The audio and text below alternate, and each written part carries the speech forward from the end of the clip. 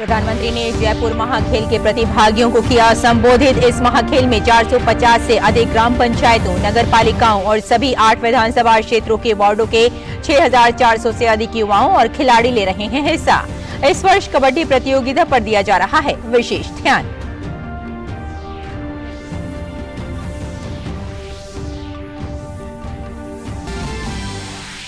पाकिस्तान के पूर्व सैन्य तानाशाह परवेज मुशर्रफ का लंबी बीमारी के बाद दुबई के अस्पताल में निधन। पिछले कई महीनों से गंभीर बीमारी से जूझ रहे थे। मुशर्रफ को करगिल अतिक्रमण के मुख्य साजिशकर्ता के रूप में जाना जाता है। भारतीय फौजों की बहादुरी से मुशर्रफ की साजिश हुई थी नाकाम। बेंगलुरु में पहली G20 energy transition working group की बैठक शुरू। ऊर्जा परिवर्तन के लिए कम लागत का वित्त पोषण, ऊर्जा सुरक्षा और विविध आपूर्ति श्रृंखला, औद्योगिक कार्बन संक्रमण, भविष्य के लिए ईंधन विषयों पर चर्चा।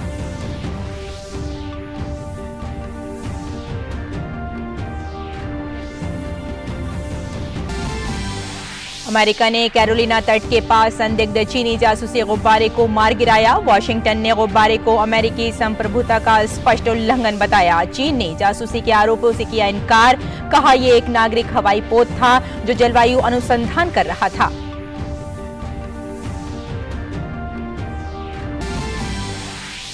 संत रविदास की जयंती आज। संत रविदास ने जाति और धर्म आधारित भेदभाव खत्म करने के साथ वंचितों के उद्धार के लिए किया अथक प्रयास।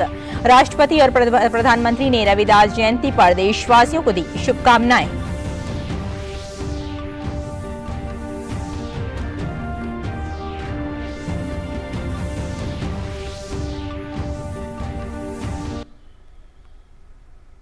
नमस्कार, हिंदी समाचारों में आपका स्वागत है। मैं हूं रेशमा आपके साथ। आइए विस्तार से अब खबरों की नजर डालते हैं।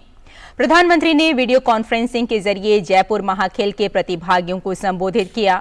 ये महाकुंभ जयपुर ग्रामीण से लोकसभा सदस्य राज्यवर्धन सिंह राठौर द्वारा 2017 से जयपुर में किया जा रहा है। ये प्रतियोगिता 12 जनवरी से जारी है। आयोजन में 450 से अधिक ग्राम पंचायतों, नगर पालिकाओं और सभी 8 विधानसभा क्षेत्रों के वार्डों के 6400 से अधिक युवाओं और खिलाड़ियों ने हिस्सा लिया। महाखेल, जिसमें इस वर्ष कबड्डी प्रतियोगिता पर विशेष ध्यान दिया गया। प्रधानमंत्री ने कहा कि देश भर में सांसद खेल आयोजनों द्वारा युवाओं के जज्बे को संसाधन देने का प्रयास किया जा रहे हैं। उन्होंने खिलाड़ियों का उत्साहवर्धन किया और कहा कि ओलंपिक में भारतीय तिरंगे की शान जरूर ऊंची होगी। जहां प्रयास पूरे मन से होते हैं, वहां परिणाम भी सुनिश्चित होते हैं। देश ने प्रयास किए, परिणाम हमने टोक्यो ओलंपिक्स में देखा, कॉमनवेल्थ खेलों में देखा, जयपुर महाखेल में भी। आप सबके प्रयास भविष्य में ऐसे ही शानदार परिणाम देंगे। आपसे ही देश के लिए अगले गोल्ड और सिल्वर मेडलिस्ट निकलने वाले हैं। आप अगर ठान लेंगे तो ओलंपिक्स तक में तिरंगे की शान बढ़ाएंगे। आप जिस क्षेत्र में जाएंगे वहां देश का नाम रोशन करेंगे। मुझे विश्वास है हमारे युवा देश की कामयाबी को बहुत आगे तक लेकर के जाएंगे। प्रधानमंत्री ने आजादी के अमृत काल में खिलाड़ियों के नजरिए से खेलों को बढ़ावा देने की प्रतिबद्धता को दोहराया। उन्होंने कहा कि देश में नई परिभाषा और नई व्यवस्था बनाई जा रही है।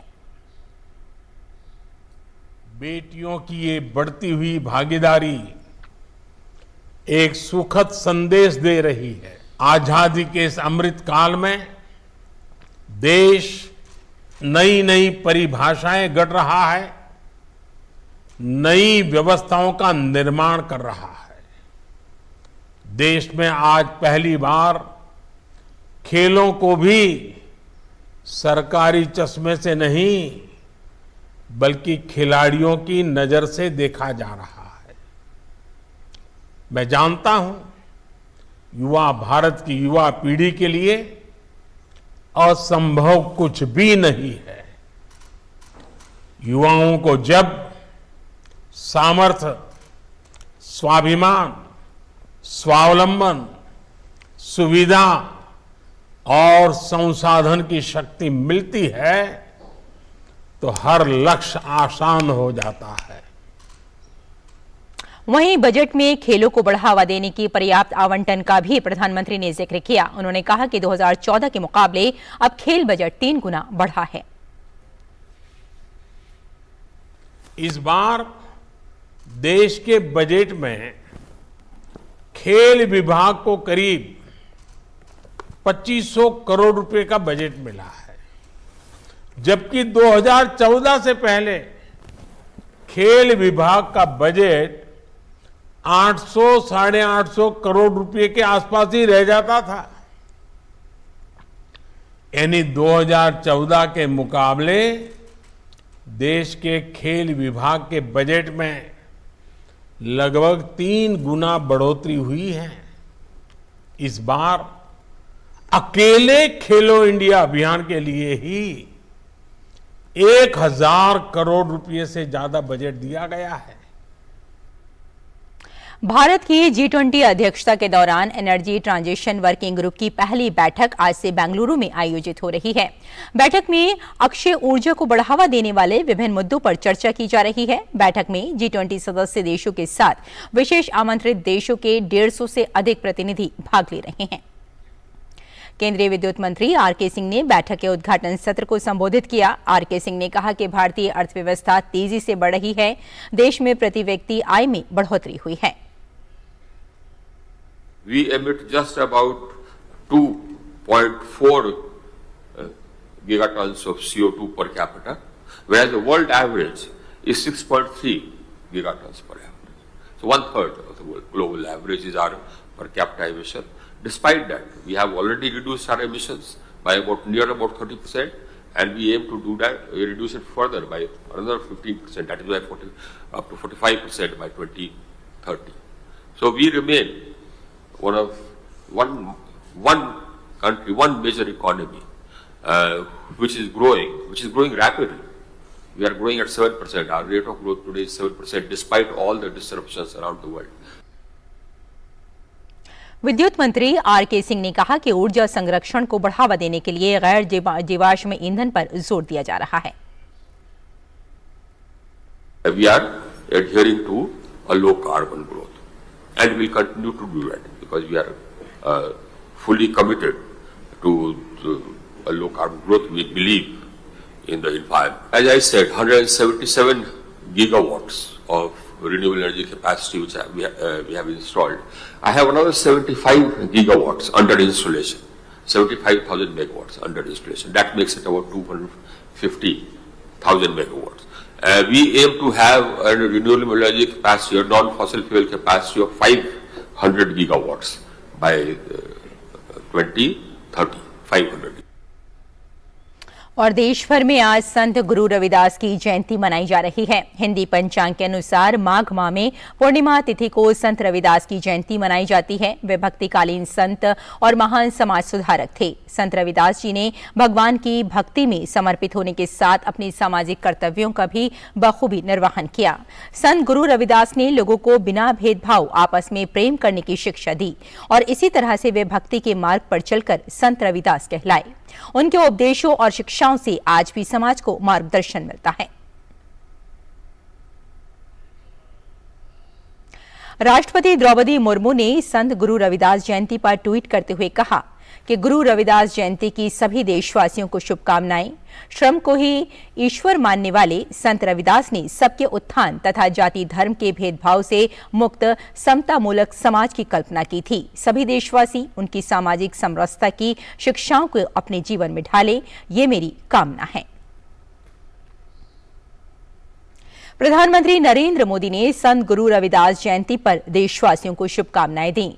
उन्होंने ट्वीट करते हुए कहा कि संत रविदास जी की जयंती पर उन्हें नमन करते हुए हम उनके महान संदेशों का स्मरण करते हैं। इस अवसर पर उनके विचारों के अनुरूप न्यायप्रिय, सौहार्दपूर्ण और समृद्ध समाज के अपने संकल्प को दोहराते हैं। उनके मार्ग पर चलकर ही हम कई पहलों के जरिए गरीबों की सेवा और उनका सशक्तिकरण कर रहे हैं। संत रविदास की जयंती के अवसर पर उत्तर प्रदेश के मुख्यमंत्री योगी आदित्यनाथ आज सुबह सीर गोवर्धन स्थित संत रविदास मंदिर पहुंचे। मुख्यमंत्री योगी आदित्यनाथ ने मंदिर में शीश नवाया और दर्शन पूजन किया। इस मौके पर मुख्यमंत्री को मंदिर के सेवादारों ने रुमाल बांधा और संत रविदास की तस्वीर स्मृति स्वरूप मुख्यमंत्री को भेंट की। माघ मास की पूर्णिमा के अवसर पर गंगा घाटों पर श्रद्धालुओं की भीड़ उमड़ पड़ी है। लोग गंगा में डुबकी लगा रहे हैं। वाराणसी में श्रद्धालुओं ने गंगा में आस्था की डुबकी लगाई। और प्रधानमंत्री नरेंद्र मोदी कल कर्नाटक का दौरा करेंगे। प्रधानमंत्री बेंगलुरु में भारत ऊर्जा सप्ताह 2023 का उद्घाटन करेंगे। इसके साथ ही HAL हेलीकॉप्टर कारखाने का लोकार्पण करेंगे और विभिन्न विकास योजनाओं का शिलान्यास भी करेंगे। पीएम मोदी के कर्नाटक दौरे को लेकर लोगों में काफी उत्साह है। स्थानीय निवासियों ने हरित ऊर्जा के क्षेत्र में पीएम मोदी के कार्यों की सराहना की। Prime Minister Mr. Narendra Modi is starting the Key Green initiative in India. I think it's one of the fantastic initiatives to start off because it will lead to less global warming and it will lead to better public health and also there'll be a lot of job opportunities for people. Green energy is more important. India is doing very well in solar energy today, and we are also focusing on green hydrogen and electricity, vehicle electrical mobility. So the government is giving lot of importance to the clean energy project. Very important कि हम green energy को बढ़ावा दें because it is high time. जितना आप global warming का issue देख रहे हैं, जितना हम energy consumption कर रहे हैं of the coal, जितना resources deplete हो रहा है और जो coal को बनने में time लगता है, it takes millions of years for the coal to reform again. तो जितने रिसोर्सेज डिप्लीट हो जाएंगे, हम आगे की जनरेशन के लिए अगर कुछ नहीं छोड़ पाएंगे, then they will not be able to utilize the same resources that we are utilizing today. छोटे छोटे विलेज में भी अब सब जगह पे सोलर पॉइंट करते हैं। सबके सोसाइटी के ऊपर, बिल्डिंग के ऊपर सब लोगों ने सोलर लगाया है। तो it's a very good very good time. So our Prime Minister Narendra Modi is doing all the job. I think it's very important, very good that he's giving lot of importance to it.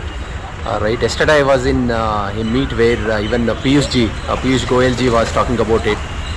He was trying to help EV startups, especially to reduce their paperwork for all these permissions. जो initiative लिया गया especially around taking out old polluting vehicles is very good coming in because engine deterioration जब हो जाता है, engine जब खराब हो जाता है over time, it begins to emit more emissions and like urban areas में like Bangalore and Delhi definitely there's a lot of problem कि बहुत सारा मतलब bad cars, old cars polluting the ruining the air quality. So that's a very good initiative for sure. It's a very good initiative. We should focus on clean energy and green energy because that's an alternative source as well, beyond just thermal energy, burning coal and all that, which is not very good for the environment. I think definitely there are some steps being taken and definitely we should do a bit more as well. मुझे लगता है ये एकदम it's in sync with global initiative जो पूरी दुनिया एक ही side में देख रही है, तो it is good that India is also in sync with it और बहुत सारे incentives भी मिल रहे हैं. I think जितना जल्दी हम इंफ्रास्ट्रक्चर रेडी करेंगे, चार्जिंग पॉइंट रेडी करेंगे ग्रीन व्हीकल्स के लिए, उतनी जल्दी अडॉप्शन होगा. केंद्रीय गृह मंत्री अमित शाह ने झारखंड दौरे के दौरान देवघर में अनुकूल चंद्र ठाकुर आश्रम का दौरा किया.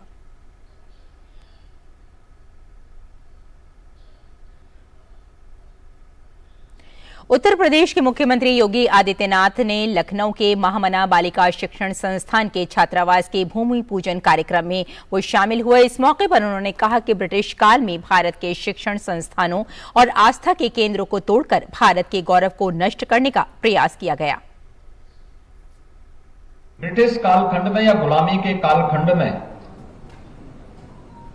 हमारे गौरव के उस बोध को पूरी तरह समाप्त करने के प्रयास हुए. यही कारण थे कि बड़े बड़े शिक्षण केंद्र तोड़े गए, बड़े बड़े आस्था के केंद्रों को नष्ट किया गया, जिससे भारतीय समाज इस पर गौरव की अनुभूति न कर सके. योगी आदित्यनाथ ने कहा कि आजादी के अमृत महोत्सव में प्रधानमंत्री के नेतृत्व पर पूरा देश तिरंगा लेकर निकल पड़ा, जो कि भारतीयता का गौरवबोध कराता है। आजादी के अमृत महोत्सव में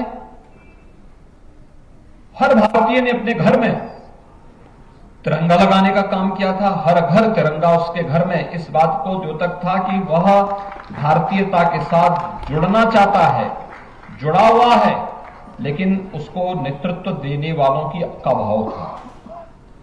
प्रधानमंत्री मोदी जी का एक आह्वान हुआ, 140 करोड़ की आबादी तिरंगा लेकर के निकल पड़ी और अपने अपने घरों पे तिरंगा लगा करके उसने भारतीयता का एहसास कराया। उत्तर प्रदेश के मुख्यमंत्री योगी आदित्यनाथ ने लखनऊ में 10 देशों के लिए वीजा सुविधा प्रदान करने वाले VFS ग्लोबल वीजा एप्लीकेशन केंद्र का उद्घाटन किया। ये केंद्र 9 फरवरी से काम करना आरंभ कर देगा। मुख्यमंत्री ने बताया कि इस केंद्र पर ऑस्ट्रेलिया, चेक गणराज्य, पुर्तगाल, स्विट्जरलैंड, नीदरलैंड, क्रोएशिया, इटली, सऊदी अरब, हंगरी और जर्मनी सहित कई देशों के वीजा आवेदन स्वीकार किए जाएंगे। इस केंद्र की क्षमता प्रतिवर्ष 1,20,000 से अधिक आवेदन स्वीकार करने की है। त्रिपुरा में विधानसभा चुनाव का प्रचार जोर पकड़ता जा रहा है। त्रिपुरा के मुख्यमंत्री माणिक साहा ने अगरतला में घर घर जाकर चुनाव प्रचार किया। राज्य में 16 फरवरी को वोट डाले जाएंगे, वहीं 2 मार्च को मतों की गिनती होगी।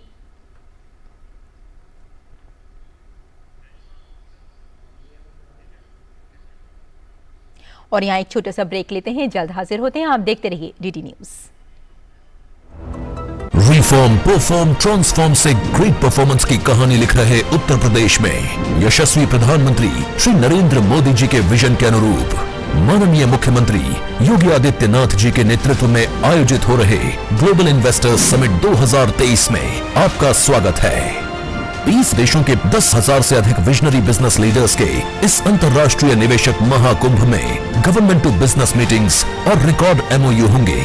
आइए 10 से 12 फरवरी को लखनऊ में नए भारत के ग्रोथ इंजन की स्पीड का हिस्सा बने। उत्तर प्रदेश में निवेश करें, नए भारत का ग्रोथ इंजन। एक बार फिर आपका स्वागत है। आइए कुछ और खबरों की ओर बढ़ते हैं। त्रिपुरा में विधानसभा चुनाव के लिए सभी दलों ने कमर कस ली है। इस बीच अगरतला में तृणमूल कांग्रेस ने आगामी त्रिपुरा चुनाव के लिए चुनावी घोषणा पत्र जारी किया। इस मौके पर TMC त्रिपुरा प्रभारी राजीव बनर्जी, राज्य TMC अध्यक्ष पीयूष कांति बिस्वास और पार्टी सांसद सुष्मिता देव मौजूद रहे। जम्मू कश्मीर के डोडा जिले के नई बस्ती गांव में घरों में दरारें आने के बाद स्थानीय निवासियों को सुरक्षित स्थानों पर स्थानांतरित कर दिया गया है। गौरतलब है कि जोशी मठ में भू धसाव जैसी स्थिति का विश्लेषण करने के लिए भारतीय भूवैज्ञानिक सर्वेक्षण के वैज्ञानिकों की एक टीम ने कल डोडा का दौरा किया था। राष्ट्रपति द्रौपदी मुर्मू के विशेष निमंत्रण पर भारत के मुख्य न्यायाधीश डॉक्टर DY चंद्रचूड़ और सर्वोच्च न्यायालय के न्यायाधीशों ने आज दिल्ली में राष्ट्रपति भवन के अमृत उद्यान का दौरा किया।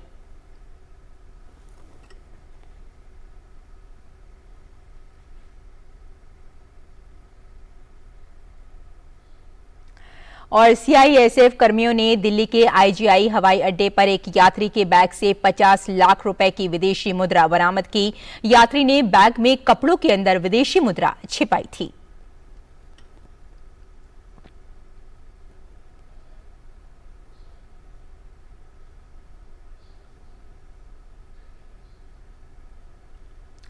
और पाकिस्तान के पूर्व सैन्य तानिशाह परवेज मुशर्रफ का आज निधन हो गया है। पाकिस्तानी मीडिया के हवाले से ये खबर सामने आई है। वे लंबे समय से बीमार थे।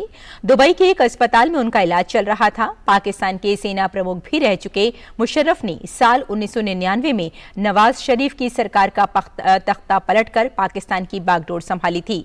वे 20 जून 2001 से 18 अगस्त 2008 तक पाकिस्तान के राष्ट्रपति रहे थे। मुशर्रफ को करगिल युद्ध के मुख्य साजिशकर्ता के रूप में भी जाना जाता है। करगिल के युद्ध में भारतीय सेना ने मुशर्रफ की साजिश को पूरी तरह से नाकाम कर दिया था।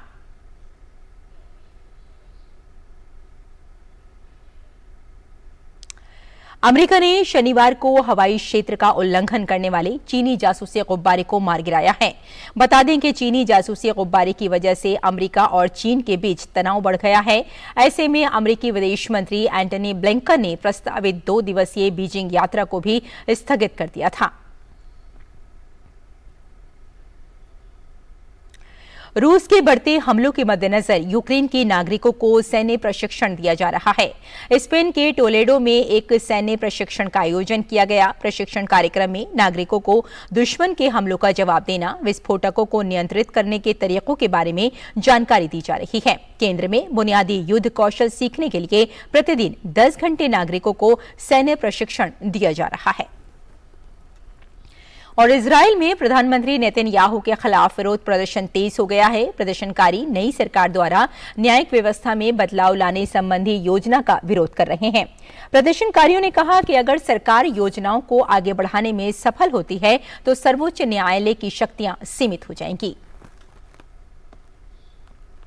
अमेरिका के पूर्वोत्तर शहरों में इस वक्त भीषण ठंड पड़ रही है। ठंड के चलते अमेरिका में आर्कटिक ब्लास्ट हो गया है, जिससे अमेरिका के ज्यादातर हिस्सों में तापमान में बड़ी गिरावट दर्ज की गई है। न्यू हैम्पशायर के माउंट वॉशिंगटन में तापमान 80 डिग्री सेल्सियस तक पहुंच गया है। मीडिया रिपोर्ट के मुताबिक आर्कटिक ब्लास्ट के बाद बर्फीली हवाएं कनाडा से होते हुए अमेरिका तक पहुंच गई हैं, जिससे जनजीवन बुरी तरह प्रभावित हुआ है। और चिली की सरकार ने कल हजारों हेक्टेयर में विनाशकारी जंगल की आग से लड़ने के लिए अंतर्राष्ट्रीय मदद मांगी है। इस भयावह आग से 1 दर्जन से अधिक लोगों की मौत हो गई है। इस बीच आंतरिक मंत्री कैरोलिना टोहा ने कहा कि जंगलों में लगी आग के कारण सैकड़ों घर क्षतिग्रस्त हो गए हैं। गौरतलब है कि दक्षिणी चिली में लगभग 40,000 हेक्टेयर भूमि इस भयावह आग से नष्ट हो गई है। फ्रांस के दक्षिणी क्षेत्र में जंगलों में लगी आग पर काबू पा लिया गया है। दमकल कर्मियों ने कहा कि आग के प्रकोप के कारण 130 हेक्टेयर जमीन जलकर राख हो गई है। अधिकारियों के अनुसार आग को बुझाने के लिए 270 से अधिक दमकल कर्मी मुस्तैद हैं। और अधिकारियों के अनुसार आग लगने के कारणों की अभी पता नहीं चल पाया है। फ्रांस में इससे पहले भी कई बार जंगलों में आग का प्रकोप देखा गया है। और बुलेटिन में यहाँ एक और ब्रेक लेते हैं, जल्द हाजिर होते हैं। आप देखते रहिए DD news. Reform, perform, transform से ग्रेट परफॉर्मेंस की कहानी लिख रहे उत्तर प्रदेश में यशस्वी प्रधानमंत्री श्री नरेंद्र मोदी जी के विजन के अनुरूप माननीय मुख्यमंत्री योगी आदित्यनाथ जी के नेतृत्व में आयोजित हो रहे ग्लोबल इन्वेस्टर्स समिट 2023 में आपका स्वागत है। 20 देशों के 10,000 से अधिक विजनरी बिजनेस लीडर्स के इस अंतर्राष्ट्रीय निवेशक महाकुंभ में गवर्नमेंट टू बिजनेस मीटिंग्स और रिकॉर्ड MOU होंगे। आइए 10 से 12 फरवरी को लखनऊ में नए भारत के ग्रोथ इंजन की स्पीड का हिस्सा बने। उत्तर प्रदेश में निवेश करें। नए भारत का ग्रोथ इंजन। एक बार फिर आपका स्वागत। बांग्लादेश में चल रहे सैफ अंडर 20 महिला चैंपियनशिप में आज भारतीय टीम अपना दूसरा मुकाबला खेलने उतरेगी। पहले मैच में भूटान को हराकर जीत के साथ शुरुआत करने वाली भारतीय टीम का सामना आज शाम बांग्लादेश के साथ होगा। गुजरात के सूरत में डायमंड इंडस्ट्री करियर फाउंडेशन ने एक मैराथन का आयोजन किया। मैराथन में सैकड़ों की संख्या में लोगों ने भाग लिया। पूर्वोत्तर सीमांत रेलवे पूर्वोत्तर में खेलों को बढ़ावा देने के लिए पहली बार नॉर्थ ईस्ट हाफ मैराथन का आयोजन किया गया। पूर्वोत्तर हाफ मैराथन को मालीगांव में आयोजित हो रहा है। इस मैराथन में पूरे भारत के साथ साथ विदेश से लगभग 7,000 से अधिक धावक मैराथन में भाग ले रहे हैं। खेल मंत्रालय के राज्य मंत्री निशित प्रमाणिक ने कहा कि इस मैराथन में 7,000 से अधिक धावक शामिल हुए हैं, जो कि कई राज्यों से इसमें एथलीट आए हुए हैं। वहीं प्रधानमंत्री जी के फिट इंडिया मूवमेंट को ये मैराथन साकार करती है। 7,000 लोग मतलब यहाँ पर जो पार्टिसिपेंट हम लोगों ने देखा, लोगों में इतना उत्साह और देश भर की कई प्रदेशों से कई खिलाड़ी यहाँ पर आए हैं, कई एथलीट्स यहाँ पर आए हैं। माननीय प्रधानमंत्री जी का जो सपना है कि इंडिया को फिट इंडिया बनाना और न्यू इंडिया को यंग इंडिया बनाना, मुझे लगता है ऐसा मुहिम अगर बार बार चलाया जाएगा तो उसी के माध्यम से माननीय प्रधानमंत्री जी का ये सपना साकार हो सकता है। और छात्रों को बेहतर स्वास्थ्य और तंदुरुस्ती के प्रति जागरूक करने के लिए पश्चिम बंगाल के सिलीगुड़ी मेट्रोपॉलिटन पुलिस ने एक दौड़ का आयोजन किया। कार्यक्रम में सैकड़ों की संख्या में स्कूली छात्र और युवा शामिल हुए।